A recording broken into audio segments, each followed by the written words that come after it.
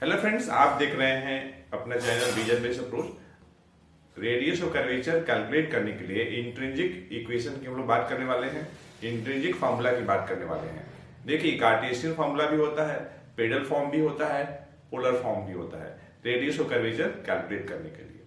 तो इस सेशन में हम लोग डिस्कस करने वाले हैं derivation of the formula for radius और कर्वेचर इन इंट्रिंसिक फॉर्म। तो उसके लिए हम सबसे पहले कोई कर्व लेते हैं। तो जैसे मान लीजिए ये कोई हमारे पास कर्व है, ये कर्व है और ये है आपका एक्स एक्सिस, ठीक है, ये है आपका वाई एक्सिस। और हमारे पास कोई इस कर्व पे कोई पॉइंट आपका पी पॉइंट है।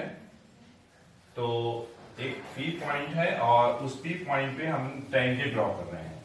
ये मान लीजिए पी पॉइंट है और यहाँ पे हमने एक टेंजेंट ड्रॉ किया है और ये टेंजेंट जो है एक्स एक्सिस के साथ एंगल साई बना रही है।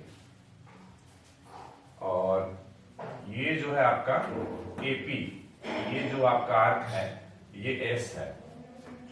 मतलब ये कहना चाह रहे हैं कि आर्क एपी ये है आपका एस, ठीक। इस पे कोई पॉइंट क्यू है, ये मान लीजिए कोई क्यू पॉइंट है।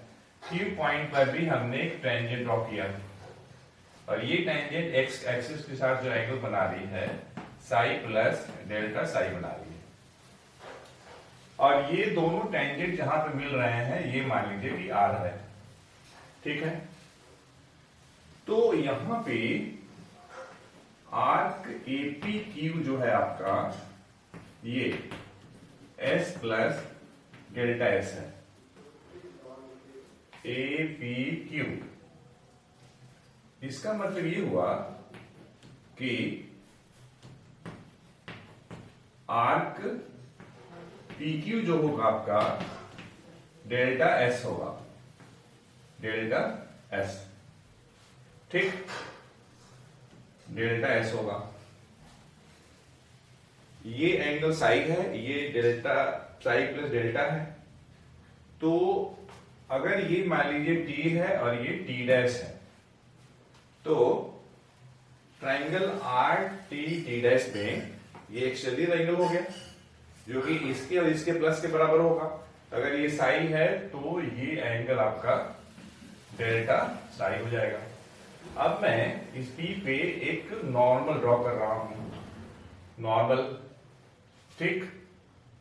और ये मान लीजिए कि ये सी पॉइंट है, इस पे भी एक नॉर्मल ड्रॉ कर रहे हैं और ये मान लीजिए कि आपका एन है, ये पॉइंट सी है, ये पॉइंट आपका एन है, ठीक। तो ये जो कर्व हमारे पास है, ये जो कर्व है, ये जो कर्व है आपका, ये जो कर्व है, कर्व, इस कर्व के लिए हमें रेडियस ऑफ कर्वेचर की बात करनी है। Radius of curvature, radius of curvature, radius of curvature of the curve at the point P is given as, radius of curvature का सिंबल रो होता है। और देखिए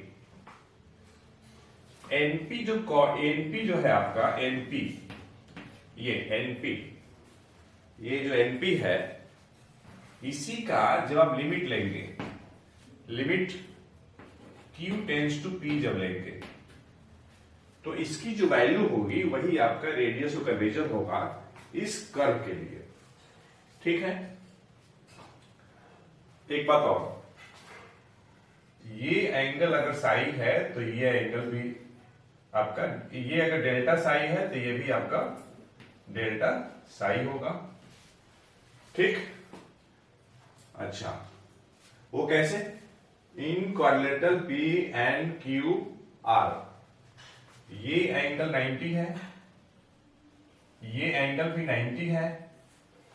किसी भी क्वाड्रिलेटरल में चारों एंगल मिला के 360, ये दोनों मिला के 180, तो ये और ये भी आपका 180 हो जाएगा दोनों मिला करके। तो ये और ये मिला के 180 और ये एंगल और ये एंगल मिला करके 180। ये तो कॉमन हो गया, इसका मतलब ये जो एंगल होगा इसके बराबर हो जाएगा। ये अगर डेल्टा साई है तो ये भी डेल्टा साई हो जाएगा। ठीक, अब देखिए ये मान लीजिए कि आपका फर्स्ट है।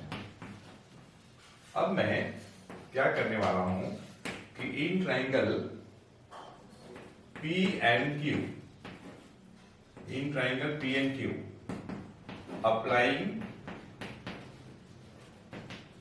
अप्लाइंग साइन फॉर्मूला या साइन लॉ कर लीजिए।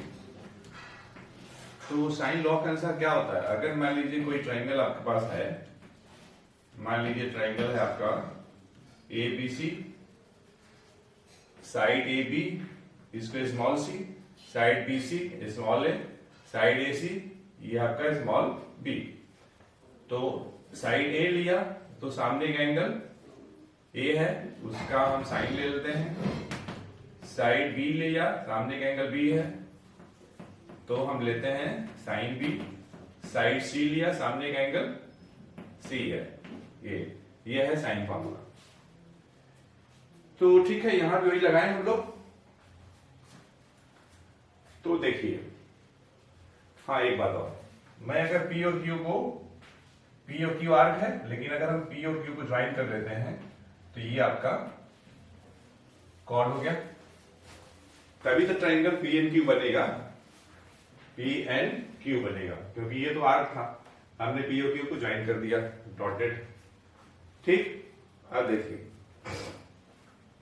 अगर हम पी एन लेते हैं, पी एन ये हम ले रहे हैं, तो पी एन के सामने का एंगल क्या होगा? ये साइड है, इसके सामने का एंगल ये होगा आपका एन क्यू पी। तो उस एंगल का हमें साइन लेना है। तो sign of angle N Q P equal to, अब मैं लेता हूं code P Q divided by code P Q के सामने का एंगल ये है, तो उस एंगल का हम ले लेते हैं साइन। हमें देखिए पी एन चाहिए या एन पी चाहिए, तो मैं यहां से लिखूंगा पी एन बराबर लिखूंगा कॉड P Q upon sine delta sine, और ये जो डिवाइड में है इधर जाके इंटू हो जाएगा sine of angle N Q P. अब देखिए इसके बाद हम क्या करने वाले हैं, कॉड P Q divided by arc P Q. Arc P Q हमने अपने मन से लिया है, तो हमें यहां भी लिखना पड़ेगा arc P Q divided bye, अब मैं ले रहा हूं डेल्टा साई मन से, तो यहां भी हमें लिखना पड़ेगा delta psi upon sine delta psi, और आपका बचा sine angle N Q P. बात को समझिए, इतना रिजल्ट है, अपने मन से आर्क पी क्यू कॉड पी क्यू भी नीचे लिख दिया, डिवाइड किया हूं तो मल्टीप्लाई करना पड़ेगा, डेल्टा साई अपने मन से लिया तो यहां भी इंटू करना पड़ेगा। ठीक, अब देखिए हमें एनपी की वैल्यू चाहिए जब क्यू अप्रोचेस टू पी होगा। क्यू पॉइंट आपका यहां पर है, जब ये अप्रोच करेगा पी की तरफ, इधर अप्रोच करेगा, तो एन क्यू पी जो एंगल है आपका 90 डिग्री हो जाएगा, और डेल्टा साई जो है अप्रोचेस टू 0 हो जाएगा। जब क्यू अप्रोचेस टू पी होगा तो उस कंडीशन में आपका डेल्टा साई 0 और एंगल एन क्यू पी की वैल्यू 90 डिग्री हो जाएगी। ठीक है, और साथ ही साथ जो आपका ये जो आर्क है, आर्क पी क्यू और chord P Q both will be nearly equal to each other in the limiting case when Q approaches to P. तो हम ये कहना चाह रहे हैं कि यहां पे हम लिखेंगे लिमिट, दोनों तरफ लिमिट ले रहे हैं, limit Q approaches to P और यहां है आपका NP कहिए या PN कहिए equal to limit Q approaches to P तो कॉर्ड PQ अपॉन आर्क है आपका डेल्टा S, आर्क PQ कर लीजिए। अब देखिए लिमिट जितने प्रोडक्ट हैं हर जगह लिमिट लगेगा, यहां भी लिमिट लगेगा। तो यहां पे हम लिमिट क्या लेंगे, तो जब देखिए Q अप्रोचेस टू P है तो डेल्टा साई अप्रोचेस टू 0 हो जाएगा। तो यहाँ डेल्टा साई है, यहाँ तो डेल्टा साई अप्रोचेस टू 0 और ये है आपका arc PQ upon delta psi. यहां भी limit delta psi approaches to 0 delta psi upon sine delta psi और यहां पे limit Q opposite to P और यहां है आपका साइन एंगल NQP।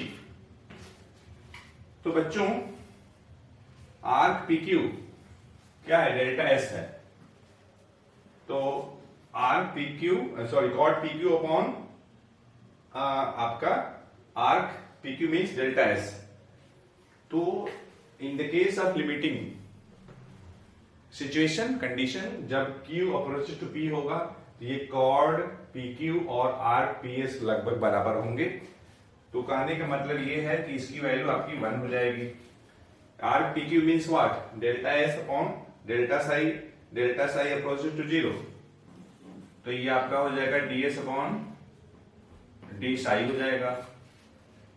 ये देखिए लिमिट का फॉर्मूला लग जाएगा, एक फॉर्मूला होता है ना, limit theta tends to 0 theta by sine theta equal to 1, ठीक है। और देखिए एक बात और, लिमिट थीटा टेंड्स टू 0 अगर ऊपर साइन थीटा है नीचे थीटा है तब भी 1 होता है, ठीक ना। तो ये आपका 1 हो जाएगा। और साइन देखिए NQP जो एंगल है वो 90 डिग्री हो जाएगा। तो साइन 90 क्या हो जाएगा, 1 हो जाएगा। तो ये आपका आ जाएगा, ये हमने लिखा, ये आपका 1 हो जाएगा, हाँ ये 1 हो जाएगा और वो आपका हो जाएगा साइन पाई बाई 2 और साइन पाई बाई 2 की वैल्यू 1 होती है। और NP का जब लिमिट लेंगे Q टेंड्स टू P तो ये रो के बराबर होता है। तो इस तरीके से rho means what, radius of curvature of the curve, this curve at the point P will be ds upon D psi. तो इस तरीके से हम रेडियस ऑफ कर्वेचर निकाल सकते हैं। फॉर एग्जाम्पल एक ले लेते हैं। मान लीजिए हमारे पास कर्व का इक्वेशन है S equal to C tan sine. ये कर्व का इक्वेशन है, एक्चुअली ये केटेनरी होता है, केटेनरी को रिप्रेजेंट करता है ये। तो अगर हमें इस कर्व के लिए रेडियस ऑफ कर्वेचर निकालना है, मतलब रो निकालना है, तो क्या करेंगे, ds अपॉन D साइन निकाल लेंगे। C क्या है, कांस्टेंट है, tan साई का डिफरेंशिएशन साई के रेस्पेक्ट में, तो हो जाएगा आपका sec स्क्वायर साई। तो इस तरीके से इस कर्व के लिए, इस केटेनरी के लिए रेडियस ऑफ कर्वेचर जो होगा C sec स्क्वायर साई होगा। तो फ्रेंड्स इस सेशन में हम लोगों ने radius of curvature at the point P calculate किया है इस कर्व के लिए, जिसकी रिजल्ट आती है rho equal to ds upon D psi. Rho आपका सिंबल है रेडियस ऑफ कर्वेचर के लिए और साई आप देख ही रहे हैं एंगल है। और एक एग्जांपल हमने डिस्कस किया, एक केटेनरी का इक्वेशन लिया S equal to C tan psi और उसके लिए हम लोग रेडियस ऑफ कर्वेचर कैलकुलेट किए हैं जो कि C sec स्क्वायर साई आया है। तो फ्रेंड्स हम लोग मिलते हैं नेक्स्ट सेशन में एक अच्छे कंसेप्ट के साथ। Thanks for watching the video lecture.